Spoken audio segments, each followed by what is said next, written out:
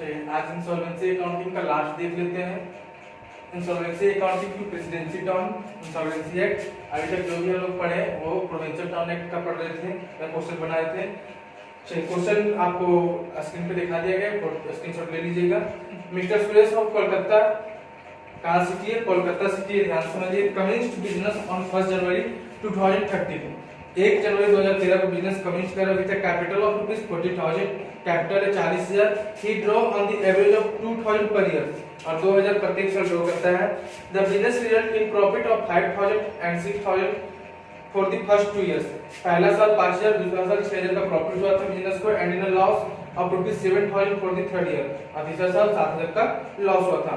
On 1 January 2016, an order of adjudication order was made against him with when their affairs were as follows। फिर 2016 को 1 जनवरी 2016 को उसका adjudication के हिसाब से स्टेटमेंट ऑफ अफेयर बनाया गया, जिसमें अनसिक्योर्ड क्रेडिटर है 32,000, mortgage on land and building 5,000 दिया हुआ है। Creditor secured by life policy estimated to worth ₹5,000। Life policy दिया हुआ है 11,500, जिसमें से एस्टिमेटेड टू वर्थ है यानी रिलाइज होगा 5,000। उस पे भी सिक्योरिटी दिया हुआ है, क्रेडिटर सिक्योरिटी। आप आगे देखते हैं कि कितना का सिक्योरिटी है, उससे पता चलेगा कि फुल्ली है या पार्शली है। ठीक है। फिर है बिल रिसीवेबल, ऊपर में लिखा हुआ है एक और है जो bill mortgage on land and building. Land and building भी मॉर्गेज पे रखा हुआ है 5,000 का। अब आगे देखते हैं कि लैंड एंड बिल्डिंग रिलाइज कितना हो रहा है। Bills receivable discounted expected to 3,000। Bills discounted 3,500 का, जिससे रिलाइज होगा 3,000। Land and building estimated to produce 20,000। 40,000 का लैंड एंड बिल्डिंग है, जिसमें से 20,000 प्रोड्यूस होगा। ठीक है। आगे बैड बुक डेट में गुड दिया हुआ है, डॉटफुल दिया हुआ है, एस्टिमेटेड टू रिलाइज 60%, और बैड दिया हुआ है 600। Plant and machinery estimated to realise 6,000, 15,000 का है, रिलाइज होगा 6,000। फर्नीचर एंड फिक्सचर कॉस्ट है 1,000 का, रिलाइज होगा 400। स्टॉक है कॉस्ट है 10,000 का, रिलाइज होगा 6,500। Cash in hand 200। Loss on speculation 8,700। Amounts owing municipal tax का बाकी 200। कलर 2 इन मेंबर्स, 2 मेंबर है।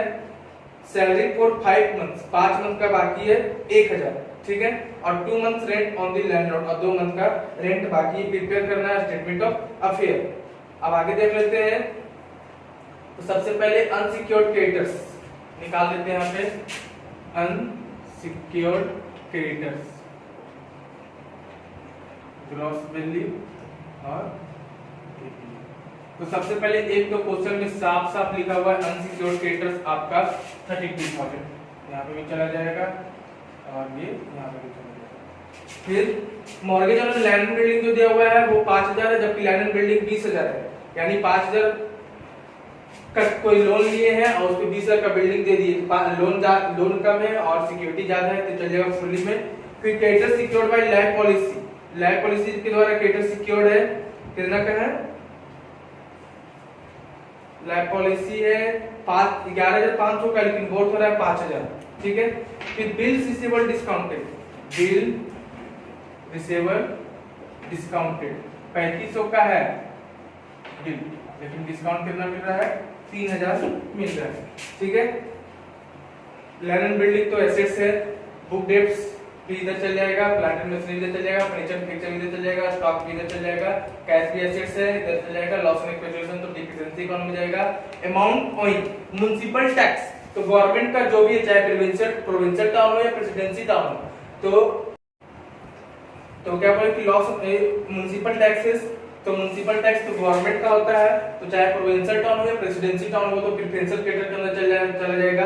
Collect 2 month salary for 5 month, तो कलेक्ट 2 इन नंबर, सॉरी 2 इन कलेक्ट है।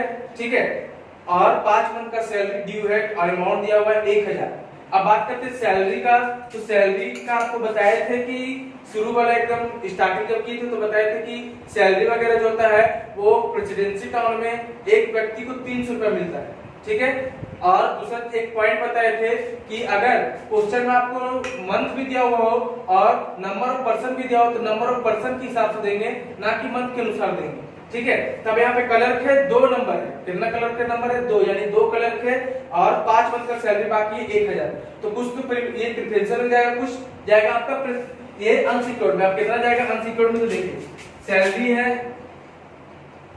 यहाँ लिख देते प्रेफरेंशियल क्रेडिटर्स, तो क्लियर होगा।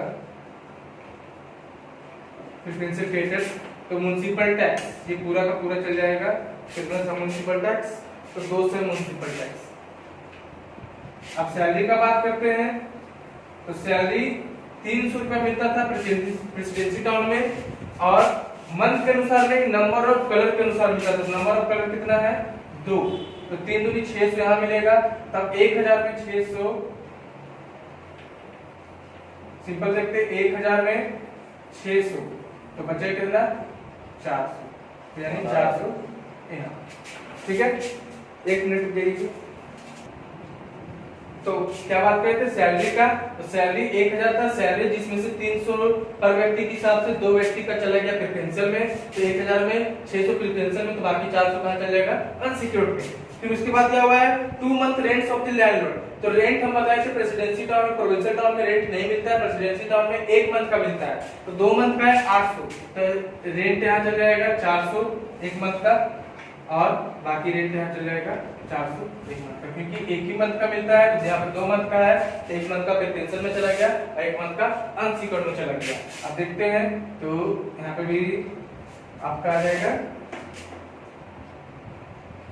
400 और 400, तो 32 3 35 से 5 4 9 3 12 36,300, और इधर 32 3 35 और 4 4 8 35,000, 36,300 unsecured creditors as per list, और 35,000। फिर आते हैं फुल्ली सिक्योर्ड क्रेडिटर में,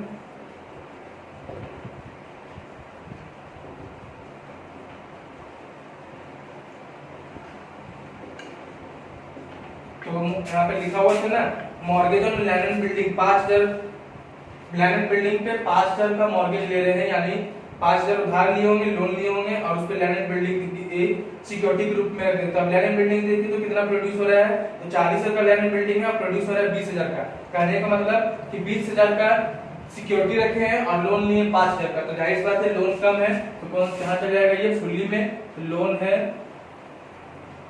5000 का, और जबकि सिक्योरिटी के रूप में क्या रखे हैं लैंड एंड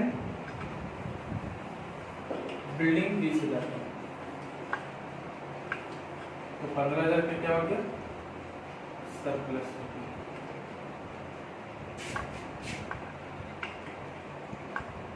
फिर पार्शली सिक्योर्ड क्रेडिटर,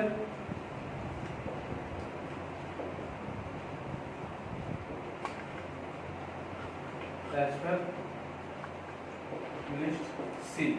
अब इसमें देखते हैं, तो नीचे ही लिखा हुआ creditor secured by life policy estimated to worth 5,000, यानी 11,500 का लोन लिए हैं और लाइफ पॉलिसी से मिल रहा है 5,000, यानी लोन है ज्यादा और सिक्योरिटी है कम, तो ये पार्शली लोन 11,500 का है, और सिक्योरिटी के रूप में लाइफ पॉलिसी कितना है 5,000, 6,000। फिर आप बात करते हैं preferential creditors as per list D, कितना हो जाएगा 6 10 और 2 12।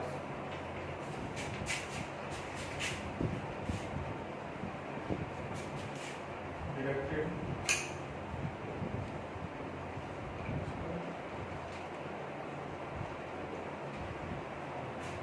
अब आते हैं एसेट साइड,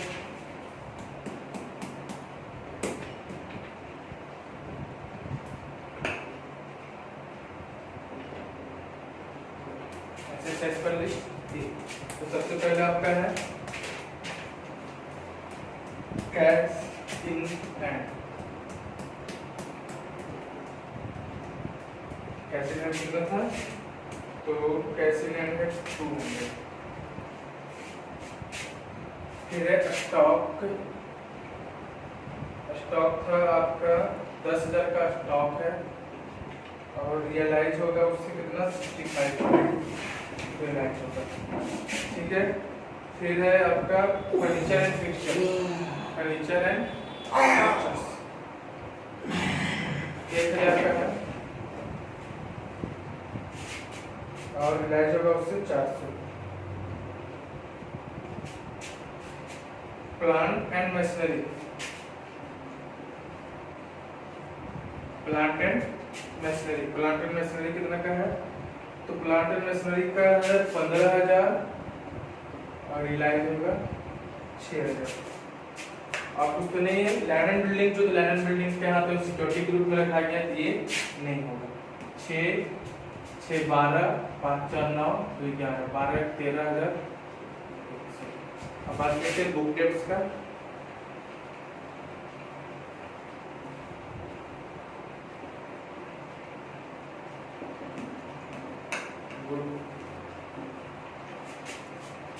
गुड है 5,000।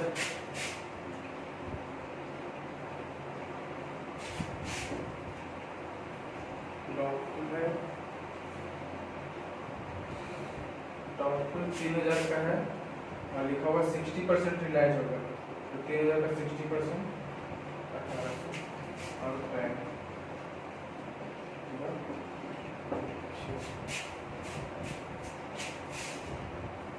13 5 18 19,009।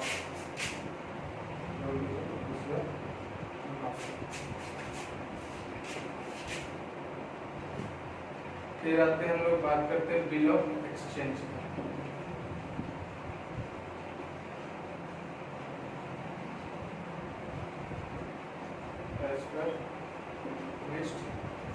जी, तो बिल ऑफ एक्सचेंज कुछ नहीं है, इसमें प्लस करेंगे सरप्लस 15 प्लस पर 15,000 का, फिर हो जाएगा 34,900 और डिडक्ट करेंगे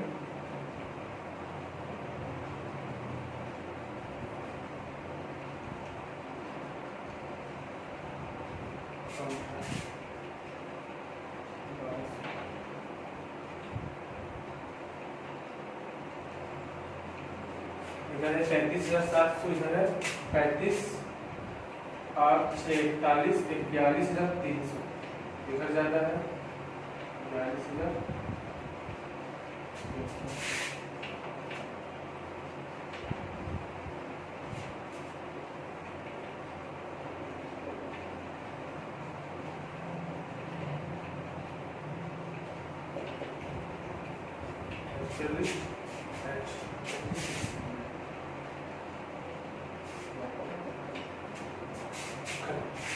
अब इससे देख लेते हैं स्टेटमेंट ऑफ अफेयर भी इसका देख लेते हैं, आगे आपका चैप्टर हो जाएगा क्लोज। नोट कर लीजिए इसको। तो डिफिशिएंसी अकाउंट में सबसे पहले कैपिटल लिख दीजिए, डेबिट साइड कैपिटल कितना है? तो कैपिटल है 40,000 कैपिटल। ठीक है, जो क्वेश्चन में स्टेटमेंट ऑफ अफेयर अभी बनाया उससे जो डिफिशिएंसी आया वो आ जाएगा यहाँ पे,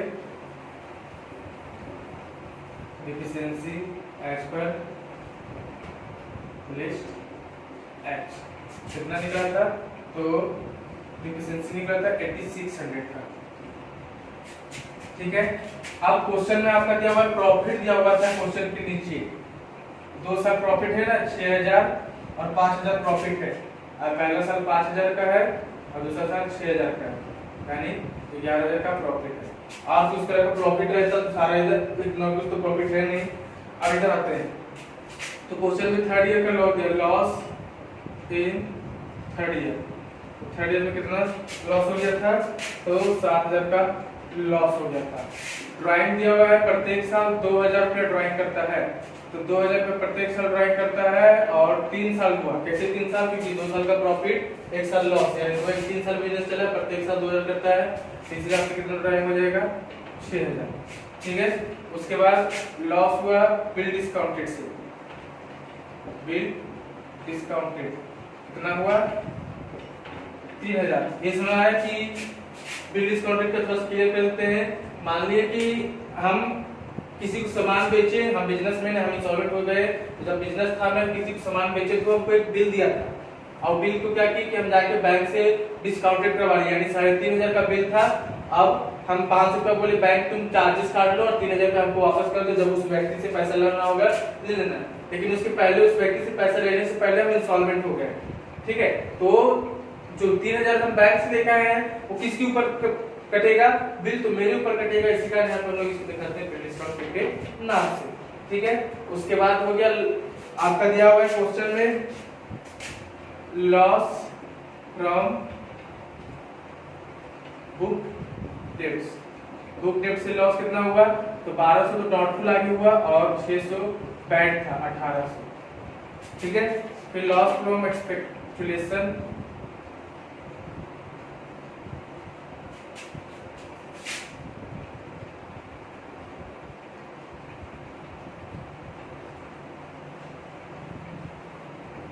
कितना का लॉस दिया एक्सपेक्टेशन से 8700 का लॉस, ठीक है। अब loss from realisation of loss on realisation of assets, assets realise करने से कितना का लॉस हुआ। तो सबसे पहले आपका लैंड एंड बिल्डिंग की बात कर लेते हैं। तो लैंड एंड बिल्डिंग 40,000 का था, लैंड एंड बिल्डिंग 40,000 का था, लेकिन रिलाइज हुआ था 20,000, तो 20,000 का लॉस हो गया। फिर प्लांट एंड मशीनरी 15,000 का था, 9,000 रिलाइज हुआ था, 6,000 का, सॉरी 6,000 रिलाइज हुआ था, 9,000 का लॉस हो गया। फिर फर्नीचर एंड फिक्सचर्स, उससे कितना का लॉस हो गया, इससे 600 का, क्योंकि 1,000 का था, 400 रिलाइज हुआ तो 600 का लॉस हो गया। और फिर स्टॉक से 3500 का लॉस हो गया। 10,000 का था, 65 रिलाइज हुआ तो 3500 का लॉस हो गया। 35,100 बैलेंस कीजिए। 40 10 50 8 58 1 59,600 59,000 ये आपका हो गया डिफिशिएंसी अकाउंट क्लियर। अब इसको उतारिए और चैप्टर खत्म हो गया। अब इससे रिलेटेड क्वेश्चन नहीं बताएंगे। आपको प्रॉब्लम होगा व्हाट्सएप नंबर है, आप मैसेज करके पूछ सकते हैं, कॉल वगैरह भी करके पूछ सकते हैं। बाकी आप अपना बनाइए और पूछिए।